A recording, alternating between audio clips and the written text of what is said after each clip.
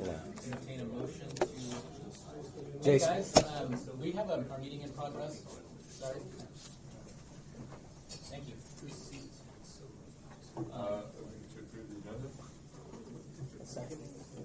All right. Any opposition? All right. Agenda's approved. First up, do we have any report from the assembly? Let's see Felix here. Oh, okay.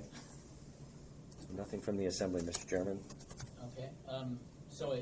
One thing I mentioned, I did present at the last Budget and Finance Committee about the economic impacts of the proposed cuts for Anchorage specifically, which was kind of a breakout of some work that we had done on the statewide impacts. So the whole work session was devoted to the implications of state budget issues on the municipality. So I do know, a lot of it did revolve around homelessness, and so the mayor's civil emergency declaration wasn't on the table at that point, but a lot of the background for it was discussed about the concerns about shelter space and some of those kinds of impacts in particular. So I thought that was worth mentioning. But otherwise, I want to hear from Anchorage School District. Mostly we're just watching the legislature kind of work through their process. As you know, they added the bond debt back in their last package, so that was the biggest thing for us, was the bond debt reimbursement. If that comes back, it's going to go to the governor for potential signature or veto. So we're just kind of watching that. That's the biggest thing that we've got. And the board, our next meeting is August the 6th, so we're going to have probably extensive discussion with the administration about starting to develop scenarios to deal with any reductions. Some of the other major school districts, they call them the Big Five, their next Matsu and us have already done scenarios, budget reduction scenarios. So we'll begin to be looking at those. And so broadly speaking, what kind of prioritization, framework does the school districts usually use when it comes to what's prioritized from cuts? I don't think it's ever had to do it before. Not to this magnitude, and particularly not during the year. One of the things we're watching is the court case going through where the governor's called the $30 million future appropriation for education unconstitutional. So as that works through, the district's on the hook for about $8.4 million of state money, and then that would affect the local contribution of how much the city can give us by about another $2 million. So we're looking at $10 or $10.5 million reduction if the governor were to win that court case. And that would happen in the current year, which makes it kind of difficult because once we get our teachers in, they're all under contract for the year. We can't, most of our employees, we cannot have a reduction in force during the year. So we have to figure something else out at that point. So that's a big kicker, because when we lose the 8, then we also lose 2. So it's a pile-on effect. Last year when we got the additional 20 statewide, which was about 5 for us. It was about 5.7 for us. It came too late to get any municipal match for it, so we lost out on that. So really, it's kind of a wait-and-see game for us at this point. Anybody got questions for ASD? I've got one. I did note that a lot of the vetoes affected early childhood education. There was a line item for Head Start, for a few other programs that are early childhood oriented. Is the school district concerned about that, or the effect that might have on readiness of some of the younger kids? Well, the board's obviously concerned about it. It's passed a resolution that mentioned that specifically. But I know the superintendent's been working on a plan to try to maintain those pre-K services. And do you know much you guys have come up with? Yeah, and most of our pre-K services has been towards early identification of those students with special needs and getting them into preschool classes earlier, so when they come into kindergarten, they're ready for school. But the Head Start programs and those early intervention, we'd certainly expect to see fewer kids coming in ready for kindergarten than we have before. I don't know if you can get around that really with fewer fewer options out in the community. But we're gonna be able to maintain some of it. But the district's portion hasn't been reduced. We have preschool grants also for regular preschool, and those stayed in the budget. So the district won't be making any direct reductions because of that. Other questions? I missed the whole first part, so pardon me if you're going to answer this a second time. So normally when budget cuts come like this, ASD immediately goes out to the public and says, oh, the children. But ASD very rarely comes out and says, damn, we should get rid of some administration and put the children first. So did you guys already make a plan for reduction of? In Dave's defense, he comes out and says that often. Thank you. I actually made proposed amendments to the budget to do exactly that. It's interesting because the Department of Education sets out financial categories for spending by districts. So there is a spending category that's pure administrative overhead that's not related to classroom services, and that's where I was targeting during the last budget cycle. Thank you. Anything else? Then moving on to OMB. So the Budget Advisory Commission had asked at your last meeting for an update on what's going on with the stormwater utility, and I've asked Jason Bockenstead from the Mayor's Office to come and sort of get us started with that. I know that they've done some work and given some presentation to the Enterprise and Utilities Committee, so maybe I think it will be some of that. But I'll turn it over to Jason, and we've got some folks from AWWU who be able to, because they're, or as a department, are taking the lead on the effort at this point. So I'll turn it over to Jason. Yeah, and I think what I may do is have Mark kind of walk us through the presentation that he put together, and then as we're going through there, I'll jump in and say a few things as we move forward. So I'll let Mark and his team kind of start off. I'll be fairly brief since I don't this is, as you can see, I apologize. This is a presentation we just gave to the Assembly Oversight Committee. I didn't prep anything special for you folks, but the message will be similar. To start from the beginning, I don't know which issue you've had with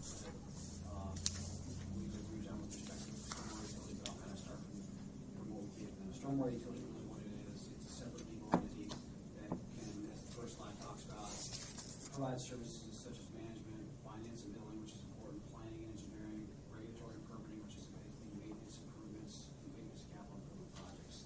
Basically, it's a separate unique entity that can provide all the services that right now are kind of coordinated with street maintenance. For the purpose, which most of you guys may or may not have seen, is Jason can probably send us a link online. I know it's on the website. In January 2019, they finalized the stormwater utility reporting recommendations. So really what we're doing is carrying out phase 2, which is basically setting up the stormwater utility. The purpose of the stormwater utility is summarized in this report, is provides a mechanism for cohesive drainage management and coordination, eliminating the need for shifting drainage problems from one location to another. That's a lot of words, pretty quick to say. Point being is you have several different entities that provide drainage management now. You've got DOT, you've got MOA street maintenance, you've got several LRSs, SBRSs, VERSs, and they all have different ways of dealing with drainage, and sometimes they have different standards. So it can create a mess in overall management, and this is trying to correct the problem with different design standards. So that addresses that. It also provides a dedicated revenue source. As the report talks about, right now, all the drainage issues are resolved through taxes. So there's about 10% of properties in Anchorage are tax exempt. So while some of those taxes employees benefit from drainage, they don't pay for it. So this tries to provide a dedicated source, an equitable dedicated source that distributed for all users, which is the next bullet, and then provides a way to incentivize stormwater management, such as utilizing green infrastructure, not stormwater management techniques. The next couple of things are just some of the real pictures paint 1,000 words. You know, stormwater infrastructure is one of those things that's out of sight, out of mind. Nice residential neighborhood, but there's a cabin below it because you got a failed storm drain. And that is at a huge cost. You know, there's money thrown away, a lot of metal thrown away, and then it's expensive to replace it and the construction, especially when it's an emergency. So the needs there. Why am I here? Why is it in case I didn't say that, I'm the general manager for Water and Wastewater Utilities. The administration was tasked to step in to set up the stormwater utility. This is done for several reasons. We already have a lot of those management efficiencies in place. We've got customer service, billing, finance,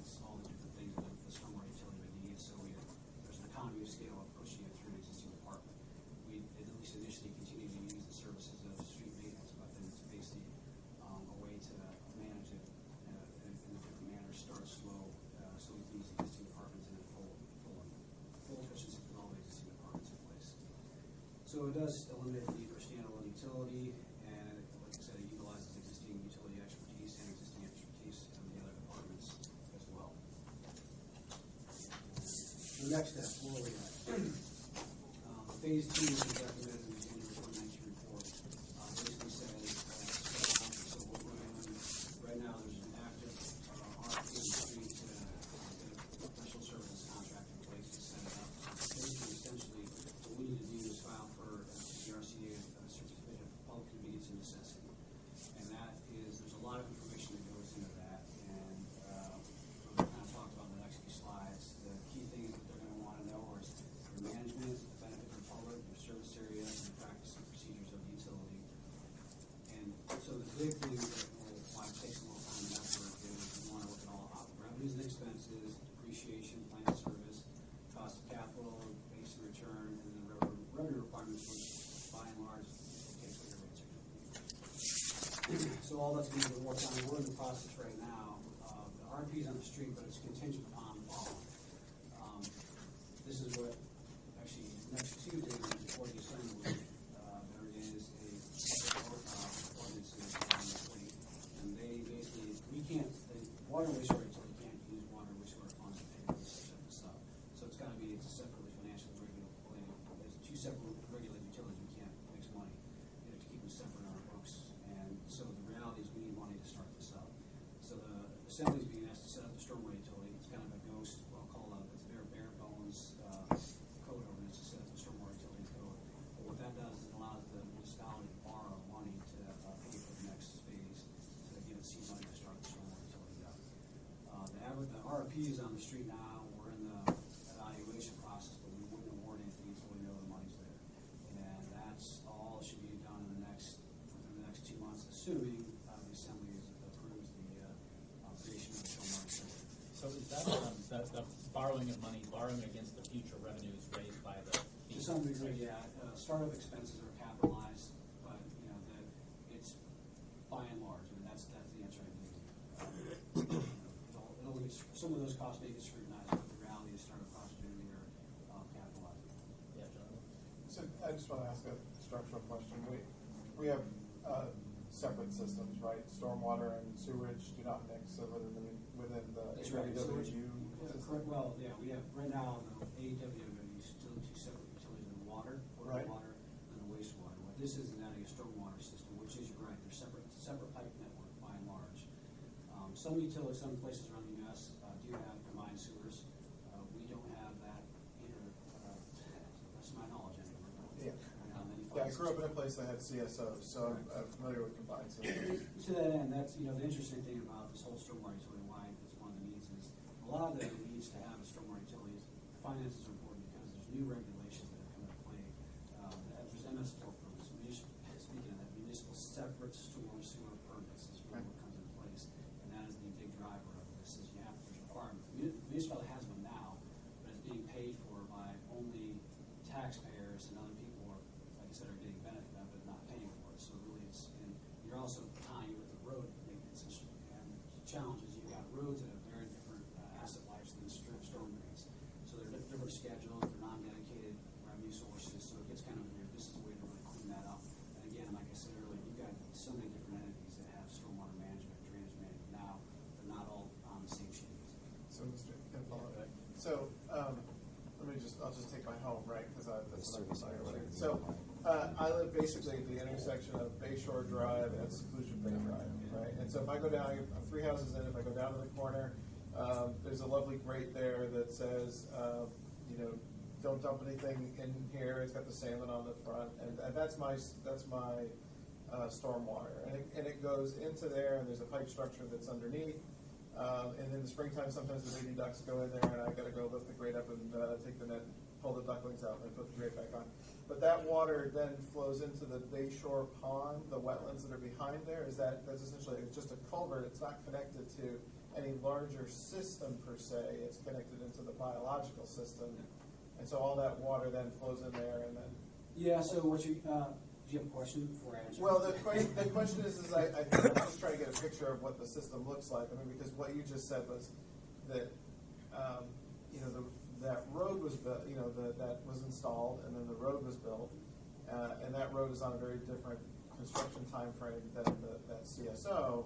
And right now, there's no utility not the CSO, there's no utility that's really in charge of that stormwater system. It's installed when we build the road, and then it's an orphan per se, or the municipality is responsible for it, and it's just generally the taxpayers pay for it. When it fails, it just comes back to my property tax bill. Through a road bond. Through a road bond. Okay. So the intent of this next phase is to identify all those little niche areas in town. In other words, one of the things that the CPC will require is mapping. So there's drainage, there's separate drainage boundaries all throughout town that are mapped kind of to some degree as now. That has to get completed. Watershed management deals with that to some degree right now. They're a function of public works. But that would be pulled out, those costs would be pulled back to a stormwater utility. And so all those little unique areas would have to be looked at. Because here's the thing on that. Anytime there's an outfall, it's got to, I don't have a copy of the permit with me, but a lot of those outfalls by and large are permanent.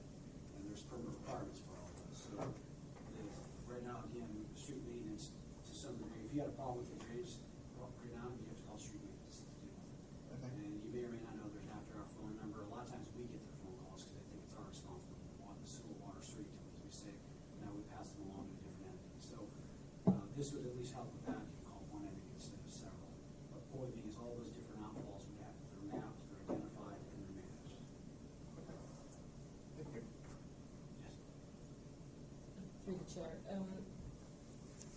Would you do a quick explanation? You said right now any repair and maintenance, whatever is going through the taxpayers of Anchorage. Can you explain again how this would be different? You're talking about sending a monthly bill? Yes. Okay, so how exactly would that be different than us paying for it through taxes? Well, right now taxes are twice a year, but more importantly, what happens right now is, you see, it'd be more likely, so we have an existing customer service, CIS, customer service program that generate bills on a weekly basis. You get a monthly bill, but they're generated all the time.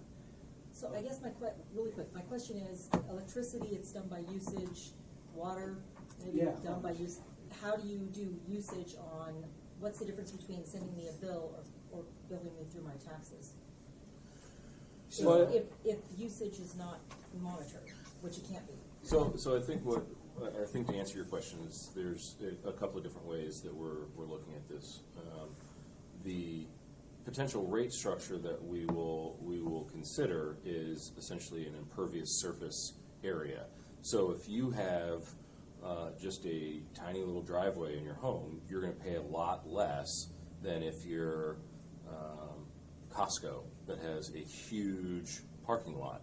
Now, to answer your specific question about property taxes versus a bill, one of the reasons why we're potentially wanting to switch here is because a lot of the largest impervious surface owners are exempt from paying property taxes. So the federal government, the state government, other entities that don't have to, but they are not exempt from having to pay a utility bill. So those are the types of examples of the entities that put the most stress on our system, but don't actually contribute to either maintaining it or rebuilding it when we need to. That makes sense. So if you look at this last slide, this last picture here is a pretty good example of that. This is Changepoint Church, right in front of Changepoint Church at Brownsburg Road. What you see there is a 48-inch storm drain. So it's a big piece of infrastructure that their stormwater does go into, but to the best of my knowledge, if they are taxes at the agency, they don't pay back for that. So, but through utility, they would. And the other thing that I would add to that is we have a multiple ownership of all of our storm drains. So the Muni owns a lot of the storm drains that are on Muni roads. The state owns the storm drains that are on state roads, and then you have the amalgamation of all of the hillside and the LURSA areas that aren't within ARTSA that they also have to maintain. So this is us trying to figure out a way of how do you bring everyone into one cohesive unit so that we are actually maintaining and building infrastructure that actually makes sense not just for individual homeowners, but I think one of the big concerns we always hear is from developers that want to go in and redevelop certain areas that, they have to go in and fix all of the storm drain infrastructure around them if they go in and develop. And that's, a huge cost to them and a huge deterrent to actually getting a lot more development happening. So, through the chair, I haven't looked at the RFP, but the RFP is, part of the results of the research that will come out of the RFP to say, if you're a typical homeowner and you have a, 700 square foot driveway or 1,000 square foot driveway or whatever it is, you would pay X, and, on a typical $350,000 home, the reduction in property taxes would be Y in expenditures. Are you to that granular level yet, or? So rates will be in there, yes. The other aspect of that, the policy with regards to the state being pulling this out of taxes and putting it as a utility, the delta of savings will be something that Jason's going to answer. I think the second part of your question I don't think is necessarily going to be in that, because that is going to be a policy level decision that will be made by the administration and the assembly generally. Yeah, you could take that freed up tax cap space, theoretically, right, that's being consumed, and you could put it towards other services. You could put it to, yes, you could do multiple different things, and I mean, I don't think I'm saying anything that anyone in this room doesn't already know, but this administration has always taken the position because of previous decisions that we tax to the tax cap. Because if not, then it starts ratcheting down, and then you lose your ability to handle things that may pop up the following year. So we take the position that we are always going to tax the tax cap. Now, if you are taking some out and moving over to the utility, you're exactly right. That is going to be a decision that the assembly can make of, okay, whatever that amount is, do you start paying for other services that are needed, or do you provide, one-time yearly property tax relief? But that decision is going to be made by the assembly whenever the utility is potentially set up. Okay. Do we know any approximate order of magnitude of the revenues? Is there any range of estimates or anything like that? About what we currently spend? About what the utility would raise. Revenues, in economically regulated utility, revenues and expenses generally have to match. Right. So the revenue requirements would dictate that. Right now, the annual, these numbers will be refined during this next study, but for the previous study, the general magnitude from both DOT versus and MOH drainage issues, this is just 1 year of operation into 2016, was approximately $27 million. So you have to have that type of revenue at least. So, and there's other things that revenue requirements require, but these expenses plus some other costs. But that incorporates debt service and some stuff. So those numbers aren't accurate. They're just for an idea. I guess this is sort of maybe more of a comment than a question. I'm really intrigued by this notion of kind of the decoupling of roads and storm drains. It seems like the majority cost of a road project has to do with what's going on below the surface of the street project. And so if we set up this separate utility, how does that change our approach to road maintenance projects and bonding for some of those projects? And then just another sort of comment, I'm very much interested in a project at Daylight Fish Creek, and one of the comments that I've heard from a stakeholder on that project is that it's much easier to manage stormwater above the surface than it is with buried pipes, that we just don't really know how old they are and what's going on with them. And maybe that's specific to that particular project, but yeah.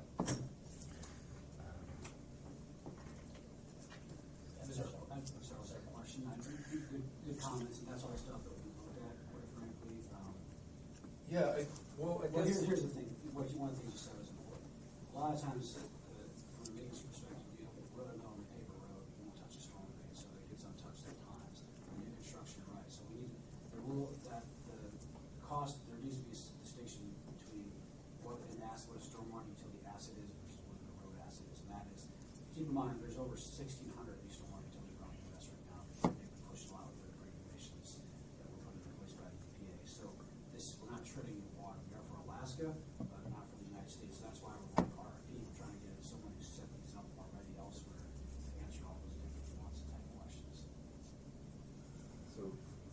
follow-up, I guess, with a project like, well, let's take Spinard Road, for example, that recent project that just wrapped up. I mean, I think that was like something like an $18 million project, somewhere around there.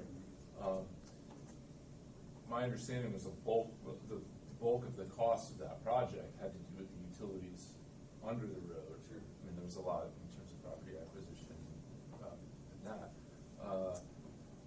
Yeah, I guess I'm fascinated by how that calculus is going to change in the future if we move forward with this. And then also if you've done any sort of I don't know if it would be like a 20-year or a 50-year sort of needs assessment of the current storm drains that are up.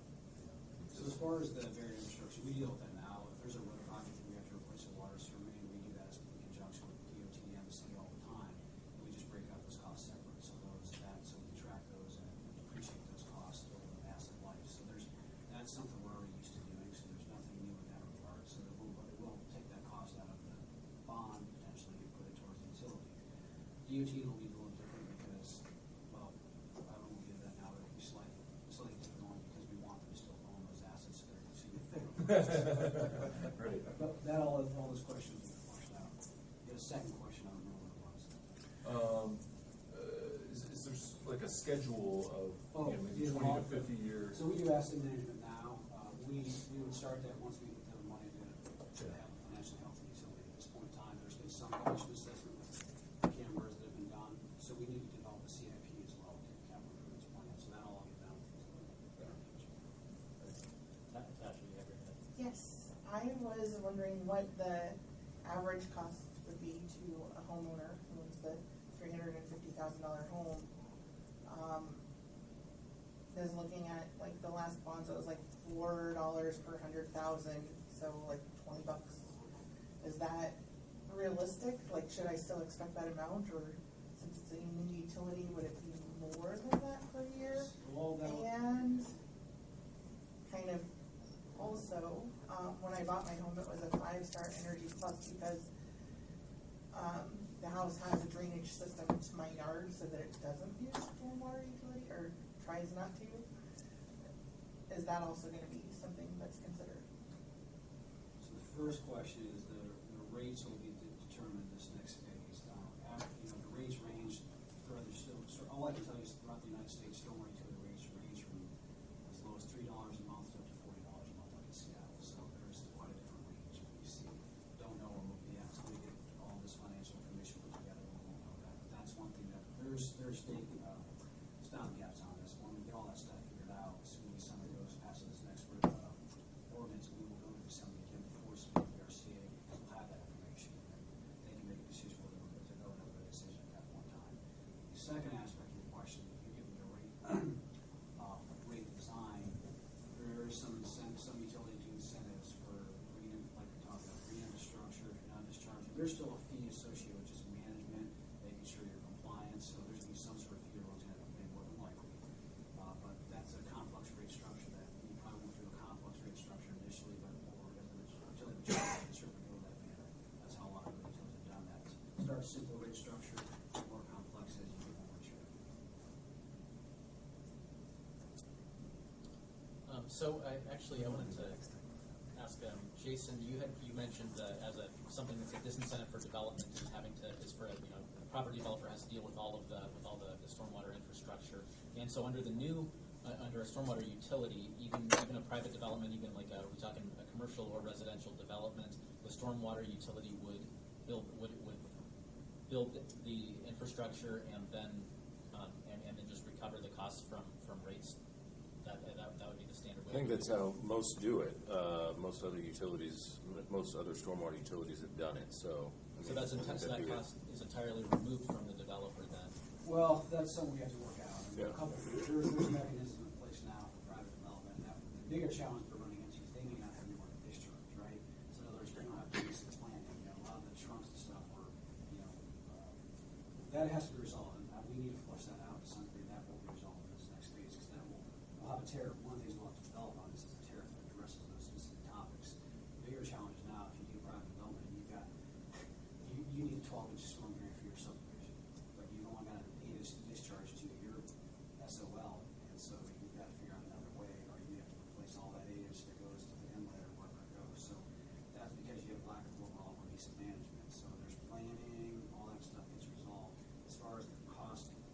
generally cost payers, the principal utilities for contract. And there's mechanisms in place to do other funding type venues, but that will be resolved through tariff. So I want to put Jimmy on the spot for a second. From a development perspective, what are some of the thoughts you would have on a stormwater utility? So to the extent that you can defer the upfront cost, I mean, that's hugely beneficial. So I definitely think that as a long-term direction is meaningful and would really, create some incentives to put development into new areas, possibly harder to access areas, things like that. Until it's actually the final guidelines are out there, you can actually look at what it really means. It's a little hard to say, but anytime you can spread out those upfront costs over an ownership period, that's very valuable. Yeah, thank you. And I don't know if we totally interrupted what you guys were presenting, or if We're near the last couple slides, so the only thing that's on there is the 2 ordinances. That's, we'll meet with you some tomorrow. So Chairman, I have a question for either Mark or Jason. So these guys have been very interested. The Assembly's Budget and Finance Committee has been asked these guys to keep apprised of this. So when would be the next time, when roughly would be the next time that you could would be the right time to give them an update after an RFP's been let? They're in sort of a 35%, or they've got a scope, or when would be the next time? Just so that Assuming I'm. the Assembly passes it Tuesday, then, Probably the fall. Yeah, The sometime fall. Okay. So- Sometime in like November. October, November, roughly. Yeah, there's an appropriate time to another update. Okay. Yeah, through the chair, I was just going to ask when you expected your analysis to be done with the contractor. Are they responsible for proposing a timeline? Did you give them a timeline? The short answer is the timeline will be dictated when we sign the contract. But yeah, no, they'll have a couple months. Right, 3-4 months. Pretty typical for analysis this size. Once they have a contract, which could take some time. Right. There's probably some actions. So the Assembly had asked us, a group of us, to look, that this was one of the highest priority issues for them, that they wanted this body to do some thinking about and some focus on, and to really help them out with the process and help flesh out this concept. They didn't have specifics within it, but that they wanted this body to really engage on that issue. We heard that from them, many times, and repeatedly with emphasis that they do want us to focus on this. And so that leaves the question is, what is it that, where is our engagement most constructive in this process? Where is it that this group can add value to it and make it to a better Probably product? the biggest thing right now on the ticket is one of the things, because I guess I didn't finish the last slide with Rock, the meat of the issue at hand, that the Assembly's struggling with, it's in these kind of ticket fronts, is that we're asking for seed money, which is $1.5 million of our treasury, municipal treasury, essentially, that will, like you said, generally, hopefully, be recoverable later in rates. But the reality is, if we spend a quarter of that, say the first 3-4 months, we get all the information together, go for the Assembly, we spend $500,000 to get all this information put together, and the Assembly says no, then the municipality is at the liable for that $500,000. You have to. But they also now, Research here's the other doesn't trick. come free. Right. Yeah, it's an investment. It's an owner investor, so then an owner investor, likewise, it's just like on the water, the other utilities they saw the owners, they are eligible for dividends as well.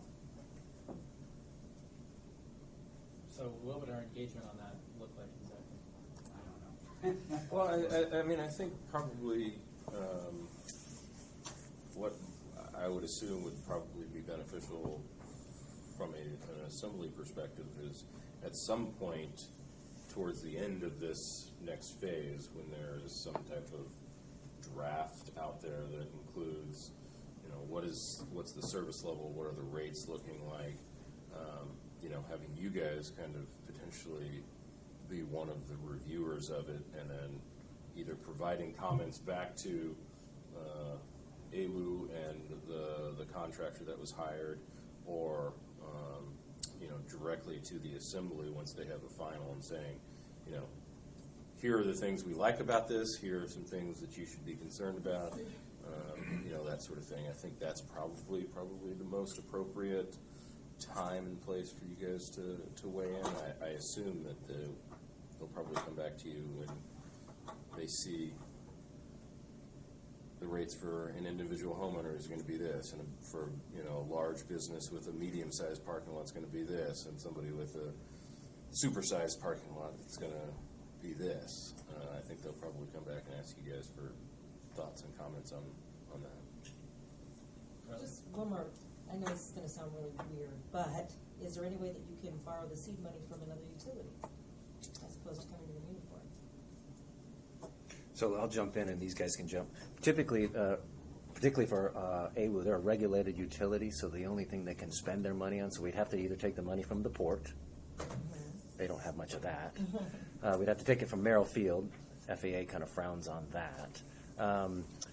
Solid waste would probably be the next thing, and we hadn't explored that one to look at that. But then the other one would be MLMP, and we're not going to do that. So the utilities that we own.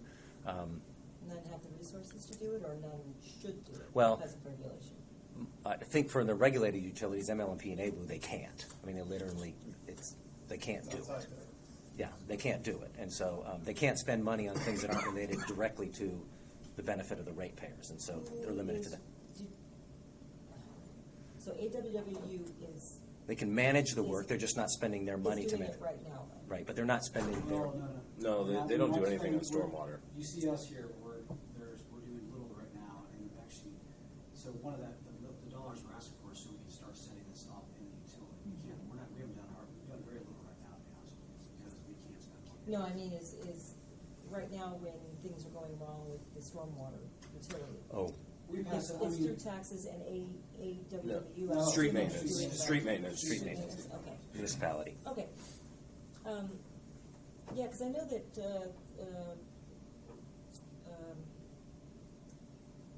MLMP and stuff, I mean, they have these like land swaps and switches, and so it seems to me that maybe if they had the reserves, they could do the seed money, which would be some type of swap back in the future. Yeah, I don't know if we could borrow money from the utility. I don't know, Carla. Jed? I don't think we could do This that. question just kind of occurred to me. About 10 or 15 years ago, I think the state of Alaska got primacy over NPDES permitting. And I haven't really been following very closely what compliance with that looks like. But what does this project do to that? Have we ever been sort of in violation of any of the district? That'd be a watershed management question. We have, the reality is that you can say this NPDES permit is a joint permit actually between MOA and DOT because they're kind of consolidated stormwater systems right now. I'm not aware of any mystery violations. There's some TMDLs out there, which means there's some impaired water bodies because of stormwater, but that's where they put, what they end up doing is the next permit, they put additional constraints. Yeah.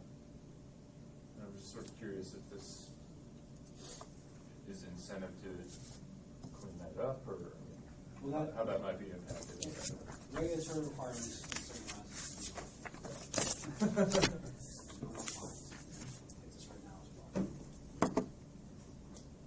You mentioned the report, the January report, that's that finance. Is that a publicly available It is. document? It is. Okay. Yeah, well, I can send Lance the link. It's on one of the, you go to the Assembly's Enterprising Utilities Commission page. It's actually linked there, but I can send it to Lance and I can send it around to all of you guys so you can more easily have it. Okay, good. Sure, it makes good reading. A couple hundred pages of good reading. Other thoughts that you guys have, or from the commission, or suggestions for kind of how we might move forward with this, given what we've heard.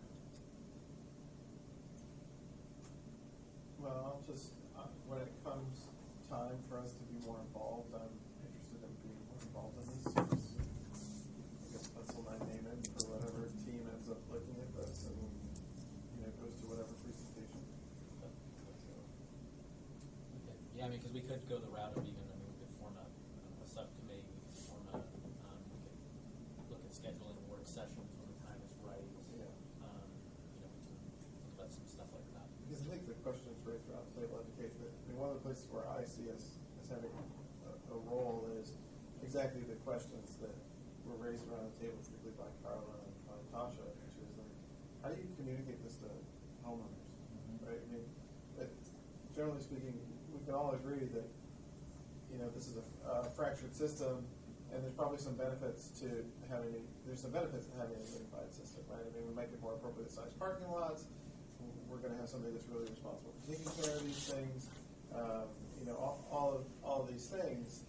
But at the same time, the question that's going to get asked is, what's this mean for me as a homeowner? Because all I see is a new bill showing up at my doorstep, and those benefits have to really be communicated to me. And I really need to understand why this makes sense if I'm going to be for it. Because otherwise, it's just going to be, why are you sending me another bill? So public involvement is in this next phase. Right, right. That is a huge component of our work. Public involvement follows the RCA process and the RFP, or it's part of it. Once we establish rates and tariff and all that stuff, then we go through public involvement. It can actually be somewhat concurrent. We don't have a public involvement plan yet because we will work on that. So, and this body could probably be in some way a part of public involvement. That's more stakeholders than are honest and communicate the word out. Okay. Thank you. Thank you. Yeah, thanks very much for the presentation. Thanks, Mark. Thank you. Let's see, so I guess the Thanks, other Jason. item that we had, spending limit and tax cap. Yeah, so a couple things. We sent around last month, you recall that we had a little presentation from Bill Falsey about the history of the tax cap and the spending limit. Again, as a recap, they were basically created at the same time, one by an ordinance and the other by a vote, tax cap by a vote, and basically that was back in the early 80s. And the idea is that if the tax cap got passed, the spending limit would go away. That hasn't happened. And so the administration is of interest to basically blend the tax cap and the spending limit, so we are using the same calculation to do when we're preparing the budget, and then to identify when we actually do the calculation. So we gave you a draft ordinance. I sent, I think, a revised one to you yesterday. I can talk about what that revision is, and then I handed out some additional thoughts that I gave you today. Let me just say, I really wanted to have this done today, but I don't want to rush you, because I had some questions from Carla that I haven't had a chance to get back to, and I can address one of them. But the idea is the administration wants this done before we approve the budget. So while I would like to have it done today, and if you guys are ready to do that today, that would be great. But given the time, I don't want you to be rushed, because this is a very important issue. But let me tell you sort of what the changes were just from the draft that we had. The one that I gave you last week in the whereas, it basically said the limit on expenditures would be limited by the total amount of taxes we collected. That won't work, because the taxes is only 60% of our expenditures.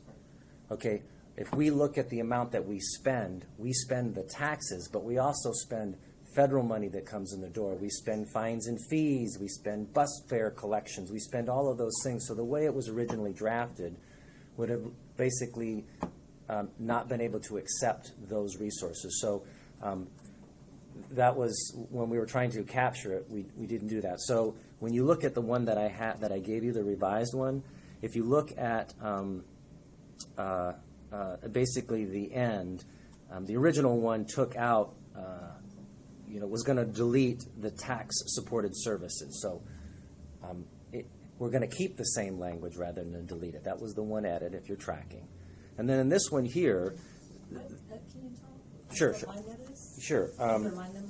So if you looked at the one that I gave you last time, if any of you have that one. So Carla, if you look at page 2, if you look at line 19. You see in brackets it said for tax-supported services. Okay. That part shouldn't be part should be kept.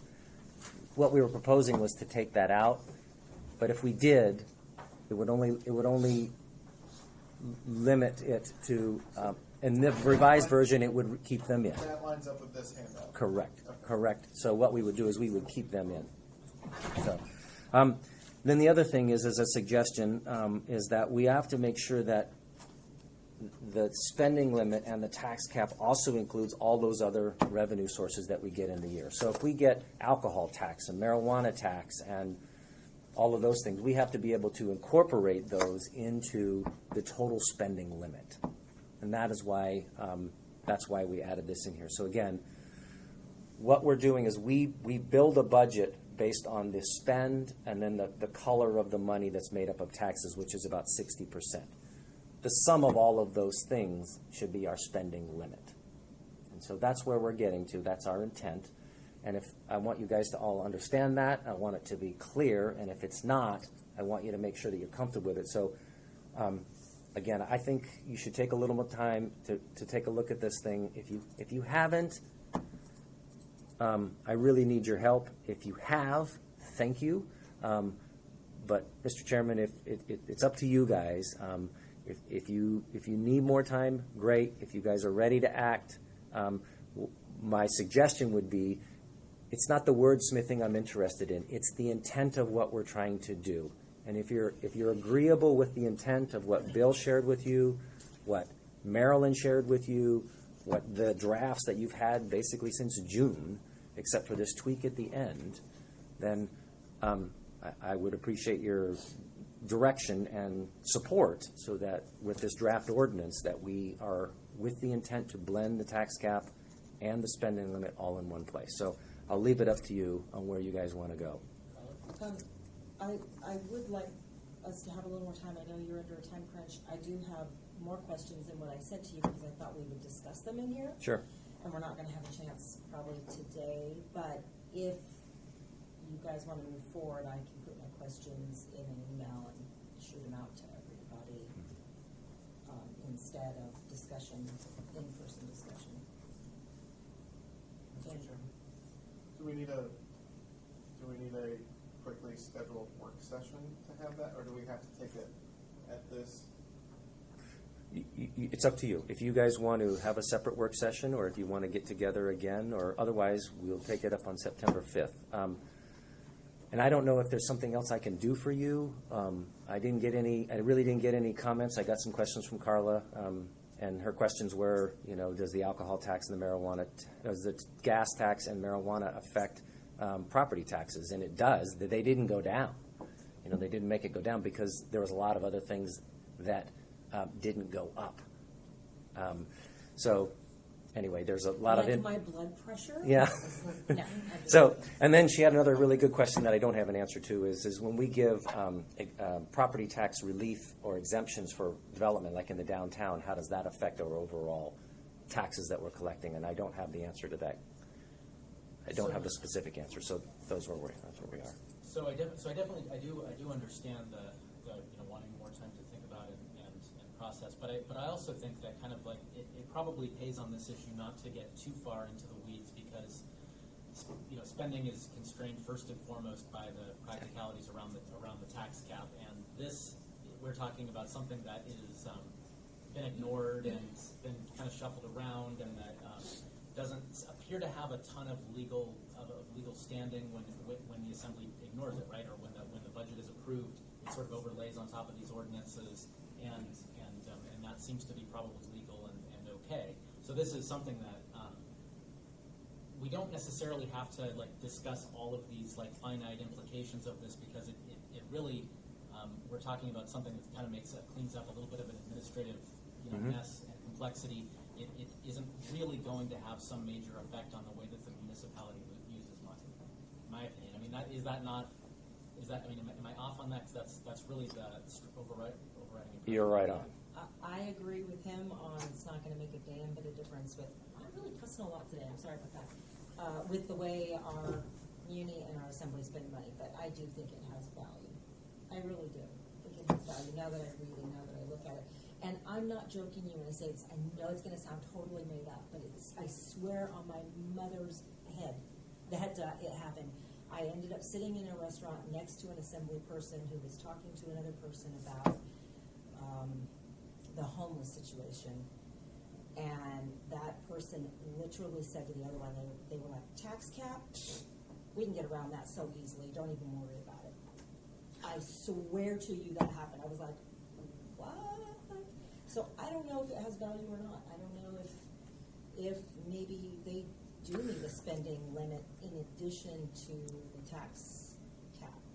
And you did say that we were realigning this and not eliminating it, correct? That's what this does. It aligns the spending limit with the tax cap, and it also has some language in there that with it, we will also preserve our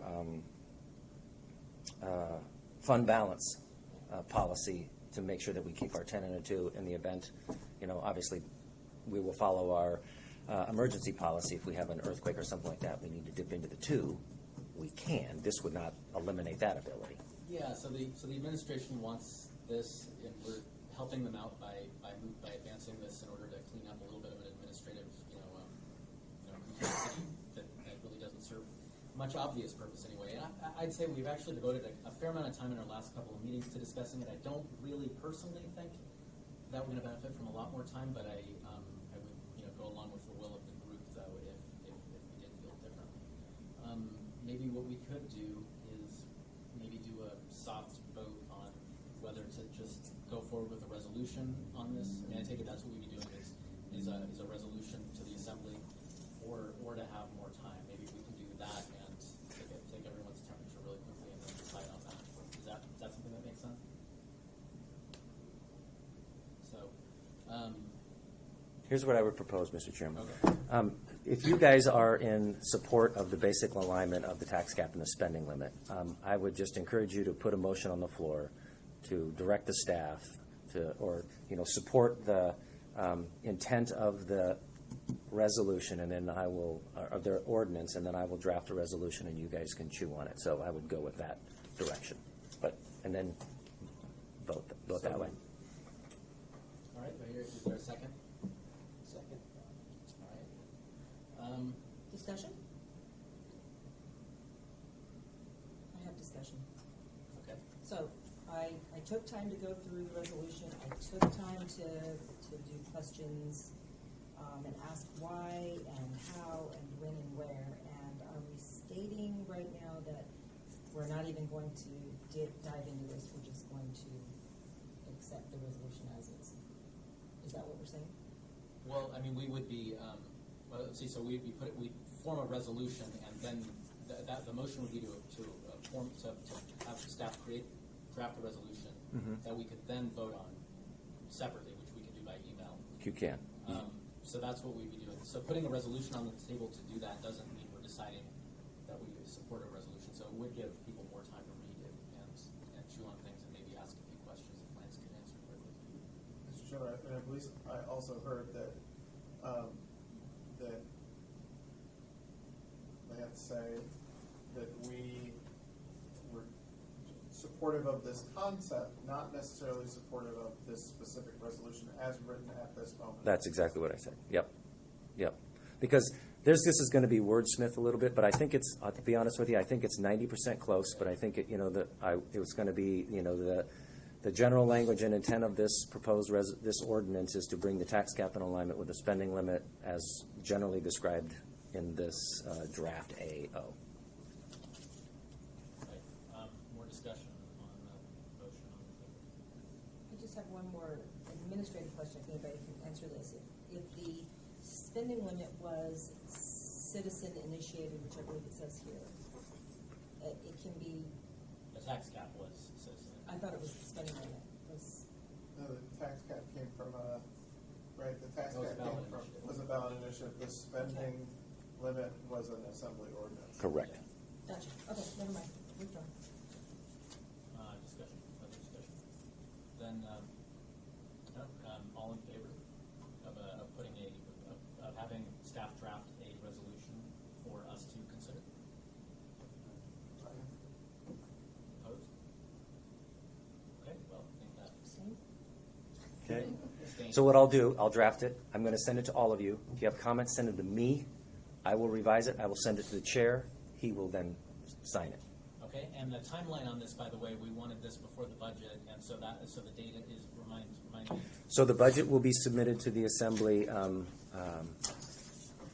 The budget will be submitted to the Assembly on October 1. But having this ordinance requires Assembly action. So the idea would be to get this ordinance in front of the Assembly in late August or September and have them act on it as we're building the budget. Yeah, and it would be good to have this kind of resolved before our September meeting. Yeah. So yeah, try to act on it, yes, fairly soon. And I know that you guys are out of time, but let me just tell you that the mayor has met with all the departments except 2 on the budget. Right now, it's a continuation. I haven't seen a lot of surprises. I haven't talked to police and fire yet. I did talk to the fire chief. I think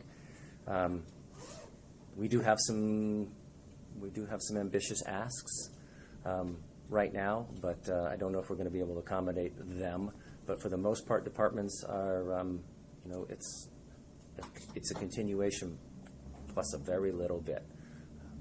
But our job right now what OMB is doing, we're putting that master list together, and we'll be giving it to the mayor next week, and then after he's had a chance to make sure that there's nothing crazy on it, we can start sharing it with you.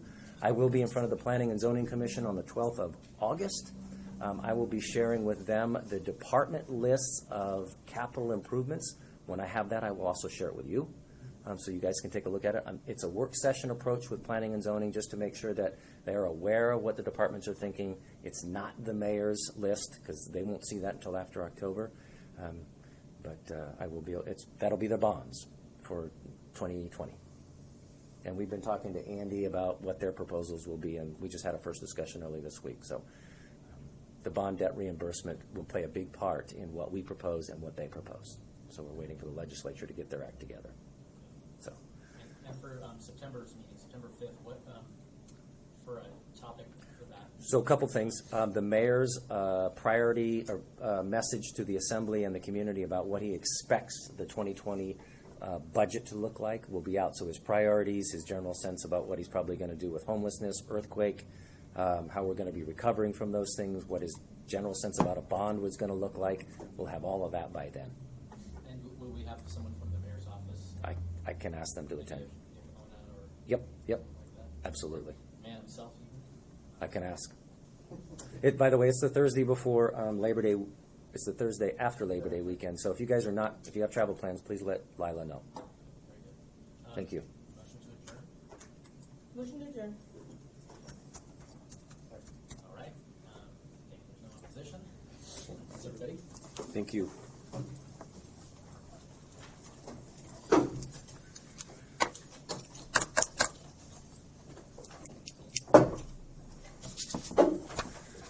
If you guys, as we're getting into budget stuff, Tasha, Lindy, while I'm catching you out the door, if you guys have any questions separately, if you guys want, if you have, don't be afraid to reach out to me before these meetings at any time to find out how we're doing, because I'll be glad to share with what I can and when I can. So if you want to get schooled up earlier, be the smartest kid on the board, let me know.